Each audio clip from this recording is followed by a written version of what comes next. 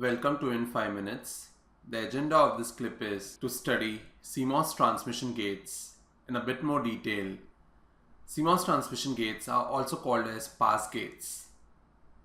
They are nothing but a parallel combination of NMOS and a PMOS. When an NMOS or a PMOS is used individually, we get a pass transistor, and we have already seen the drawbacks of the pass transistor circuit in the previous clips.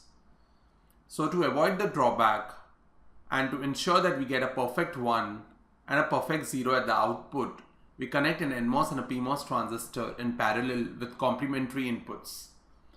Now here we want to analyze how do we get a perfect 0 and a perfect 1 at the output. In simple words, we want to do some DC analysis and find out some equations through which we can say that yes, whatever is there at the input can be produced at the output, because in simple words that is possible when there is a low resistance path created between the input and the output. So in CMOS transmission gates, they provide a low resistance path between the input to the output, and that's where this clip is, where we'll try to prove the same. So let's get started quickly. Here on the screen, you can see a CMOS transmission gate with an NMOS and a PMOS. Input is given here, output is taken from here. NMOS as an input control, PMOS as a complementary input control bar. Now let's start the DC analysis. Let's presume Vin equal to VDD. So Vin is equal to VDD, and control signal will assume as also to be VDD. If that is VDD, that means my NMOS is on, control bar is 0, so my PMOS is also on. So that's fantastic.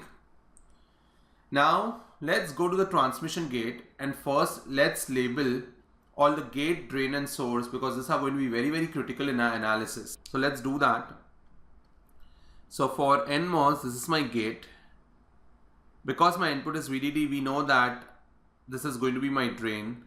Why? Because the higher terminal in an NMOS gets the value VDD, and sources at the lower potential or the lower value compared to the drain. So this is going to be my source. For PMOS, let's do the same. For PMOS, again, this is going to be my gate, correct?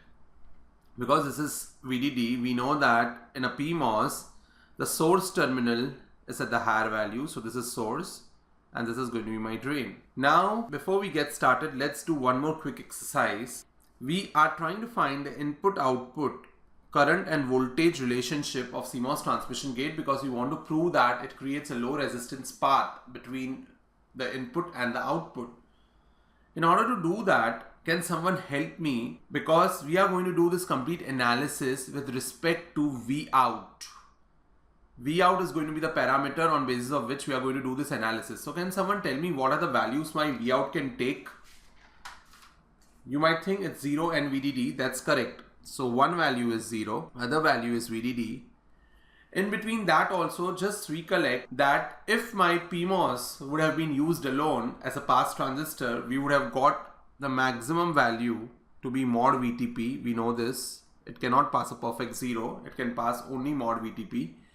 And when my NMOS would have been used alone, it cannot pass a complete VDD, but it can pass maximum VDD minus VTN, or the threshold voltage drop. So what I'm going to do here is I'm going to label all this on a scale. Mod VTP will be somewhere around say 0.6. VDD minus VTN will be somewhere around 1.2, because I'm assuming my VDD to be 1.8 and my threshold voltage as 0.6. So that is how it is. And this is going to be my VDD, which is 1.8. So what I'm going to do is I'm going to find the operation of my CMOS transmission gate in this region, which I'll call it as region 1, between 0 to mod VTP. Mod VTP to VDD minus VTN as region 2, and VDD minus VTN to VDD as region 3. So these are going to be my 3 critical regions of operation. Let's quickly get started with NMOS. Look at the diagram and tell me what is VDS for NMOS. If you look, for NMOS, drain is connected at VDD, source is connected as output, so it's nothing but VDD minus Vout. VGS, again, gate is connected to VDD, source is at output, so it's VDD minus Vout. So that is for NMOS. For PMOS, what is VDSP? For PMOS, drain is at output, source is at VDD, so Vout minus VDD. VGS for PMOS, gate is 0 because control bar. So 0 minus source, which is nothing but 0 minus Vout, which is nothing but minus Vout. Correct? No, that's not correct. It's source, and source for PMOS is nothing but VDD. So 0 minus VDD, which is nothing but minus VDD. Okay, so we got our NMOS and PMOS VGS value and VDS value. These are nothing but the conditions which we have studied in the past, where transistor operates in cutoff, linear and saturation. These are for NMOS and these are for PMOS. We have done that. So let's quickly simplify and identify some simple equations in terms of current VGS and VDS. When does my transistor operate in linear and when does my transistor operate in saturation or in cutoff? Let's start with NMOS first. So for NMOS, we know that if VGS is greater than or equal to VTN, my transistor is on. When it's going to be off? When this is going to be nothing but a less than sign. Is that correct? Yes. So let's do that. This is my cutoff and this is my condition when the transistor turns on. So let's put VGS here. VGS for NMOS is nothing but VDD minus Vout. So VDD minus Vout. I'm going to, in this entire clip, I'm going to reduce the sign to a greater than sign or a less than sign, and I'm going to eliminate the equal to sign for simplicity. So VDD minus Vout greater than VTN, which clearly says that we want everything in terms of Vout. Remember that VDD minus VTN is greater than Vout. If this is the case, then my transistor is going to be on. Does everyone agree to that? So my transistor is on. We have still not identified whether it's in linear or saturation. This is just on. So the opposite to this, my transistor would be off. VDD minus VTN less than Vout. This is the condition where my transistor is going to be off. Now let's see how, when the transistor is on, whether it operates in linear region or in saturation region. Let's quickly do that. For it to operate in saturation region, we know that, or to identify whether it's in linear or saturation, we just need to check this equation. If VDS is greater than VGS minus VTN, then it's saturation, otherwise it's linear. If you see properly, for your NMOS, your VDS and your VGS both are exactly the same. So if your transistor is on, your VDS will always be greater than your VGS minus VTN because these two are the same value. Look here. And if VDS and VGS is same, VDS is always going to be greater than VGS minus something. So if it is on, remember your NMOS is always operating in saturation region in this analysis, and if it's off, it's in cutoff. So this is about NMOS. Let's quickly go ahead and do the similar exercise for PMOS as well. Let's start. So for PMOS, we know that VGS is less than or equal to VTP, and if that's the case, my transistor is on. That means let's substitute VGS as nothing but minus VDD, correct? So minus VDD will be less than equal to minus VTP, correct? So VGS is minus VDD, VTP is a negative value, that's the reason this is for the negative value which I have put. So this is always going to be true, isn't it? Because minus 1.8 is always going to be less than minus 0.6, which means that my PMOS transistor is always going to be on in this analysis. Only we have to identify is whether it's in linear region or in saturation region. Is that correct? Let's quickly do that with the help of VDS equation. So we know that for it to be in saturation, VDS should be less than or equal to this equation. I'm going to remove the less equal to sign. VGS minus VT. So what is VDS here? Vout minus VDD for PMOS less than VGS, which is nothing but minus VDD minus VT, and this VT is nothing but the VT of my PMOS, which we can easily write as VO equal to, or before we write that, we know that VDD can get cancelled easily, correct? So Vout equal to or less than minus VTP, and we know that VTP itself is a negative value, correct? So we can easily write this as Vout less than mod VTP. If that's the case, my transistor is operating in saturation. Very simple. And if Vout is greater than mod VTP, then my transistor is operating in linear region. So this is what we need to keep in our minds. Correct? Very straightforward, nothing rocket science. Now we also know that the current is going to flow from input to the output, and we want to identify this value of the resistance. So this is my input current, which will get divided into I across NMOS and I across PMOS. So we can say that the total current ID is equal to ID across NMOS plus ID across PMOS with with Kirchhoff's current law. And to find the value of resistance, because resistance of N would be equal to R equivalent of N, will be nothing but VDD minus Vout. We know how to find the value of resistance if there are voltages given. So this voltage, higher voltage minus the lower voltage, VDD, or we can not say that way. We can say that difference in the voltages upon I, which is nothing but IDSN, or current flowing through NMOS. What is R equivalent of P? PMOS, what is the equivalent of that? Again, the difference in the potentials. So we can say that that is also nothing but VDD minus Vout upon IDP. Correct? With all this, now we are set up to do all the analysis. So let's quickly go ahead and do this analysis. So let's get started now. We have seen all this previously, where we have identified the equations of NMOS, PMOS, equations of currents, and when does NMOS operate in linear saturation or cutoff, or PMOS operates in linear saturation cutoff. All this we have seen.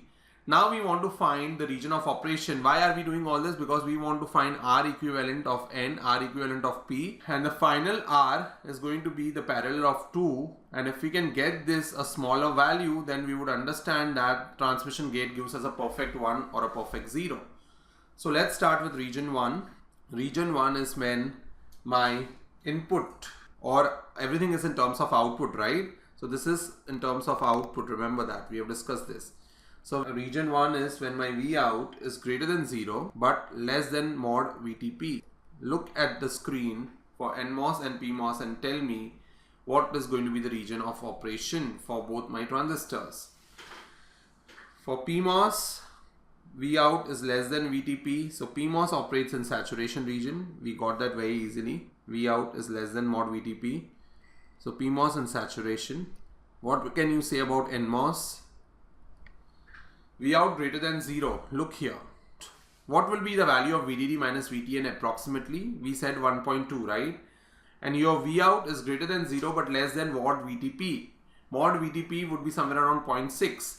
So VDD minus VTN is 1.2. This is 0.6. With sign it would be greater than sign. That gives us this part, that my NMOS also in this region is operating in saturation. So now what we have to do is just find the R equivalent. So for that we need to know the equation of current in saturation region.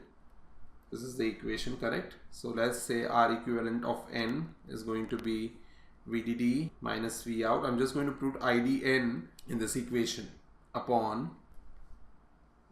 I'm going to substitute this ID, so Kn VGS minus VT the whole square, and the 2 will go up. So this is how you will get the value of VGS. Here is nothing but, what is the VGS for NMOS? VDD minus Vout. So we can rewrite this same upon Kn VDD minus Vout minus VT of NMOS the whole square. So this is nothing but for NMOS. Let's do it for PMOS also. So same, twice VDD minus Vout upon Kp. What is VGS for PMOS? Minus VDD, correct? So this is minus VDD minus VTP the whole square. If you do some maths here, let's quickly do that. So rewriting that again, it's nothing but twice R equivalent P is nothing but twice VDD minus Vout upon Kp minus VDD minus VTP the whole square. Let's focus on this term right now. This is nothing but minus VDD minus, and VTP itself is a negative value. Okay, so this is how this equation looks like. So now what I'm going to do is I'm going to take minus common, keep it VDD minus, yes, that's correct, minus mod VTP the whole square, which is nothing but minus square is plus VDD minus mod VTP the whole square. So I can substitute this straight away. There's just some maths. So VDD minus mod VTP the whole square. So I've got the equation of R equivalent in PMOS and NMOS in region 1. We have to just make it parallel, and that will give us the equivalent value of resistance, which we'll see in the end. Let's quickly go ahead for region 2 now. So region 2, my V out is greater than mod VTP but less than VDD minus VTN. So let's identify which region of operation is my transistors in. Let's do that now. So let's start with NMOS. See here, V out is less than VDD minus VTN. V out less than VDD minus VTN. My NMOS is in saturation. Let's see what is PMOS. Is V out greater than VTP? Yes, it is. V out is greater than VTP. V out is greater than VTP. So PMOS is linear, very straightforward. Did not take a lot of time. So let's quickly write the equations. Let's write it for NMOS first.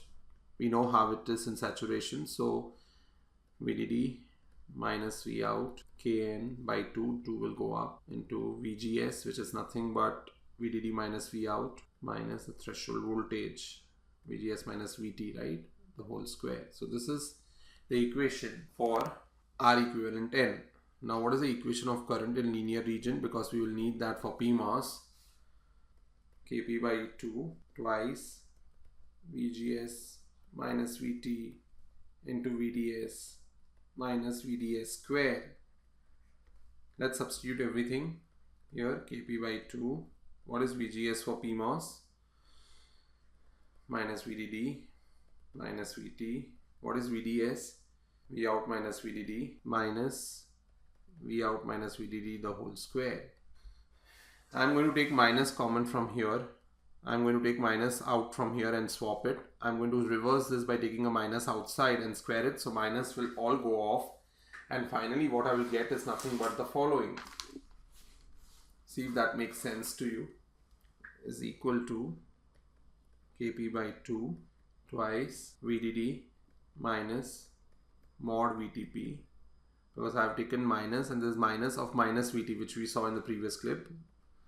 So you can easily take minus outside and put it as mod VTP. So only a positive. Now you will take only the positive value of VTP when you open it into VDD minus V out, because we took minus common from here and swap the value. Same is the case here. Fair enough. So let's write R equivalent P finally as. So R equivalent P is equal to VDD minus V out upon Kp by 2 will go up into ID of P, which I have found out here. This is ID of P, correct? So this is what we'll substitute there. This is not Kp into IDP, it's IDP.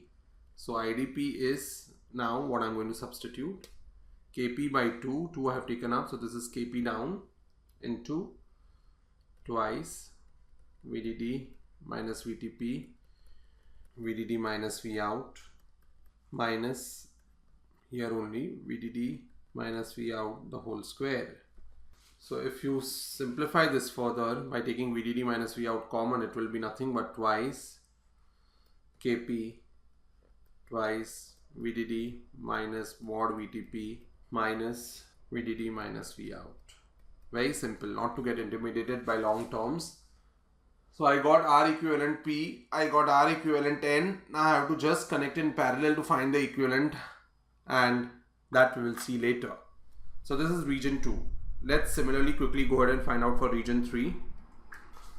So in region 3 now, let's see the value of my V out. V out greater than VDD minus VTN but less than VDD. So let's find the region of operation. V out greater than VDD minus VTN. Yes, so NMOS is in cutoff. V out less than VDD. So PMOS would be in less than VDD means it's less than 1.8, correct? So it's surely greater than 0.6. So PMOS is in linear region. because VTP is 0.6, correct? And Vout is less than 1.8 but it's greater than 1.2, assuming 0.6 as VTN and VDD as 1.8. So Vout is greater than 1.2 and mod VTP is nothing but 0.6. Again, positive value because of mod, so it's in linear. So we just saw in linear how to find R equivalent P, 2 upon Kp into twice. We just did this, VDD minus mod VTP minus VDD minus Vout. So this is how we got equivalent circuit for all the three regions of operation. And now once we get all this, we can have R equivalent of N connected to R equivalent of P and draw a graph. Let's quickly do that. So suppose I draw a graph of resistance versus V out, but this is 0. This is say VDD minus VTN or V out, that was VDD, and this was mod VTP somewhere here.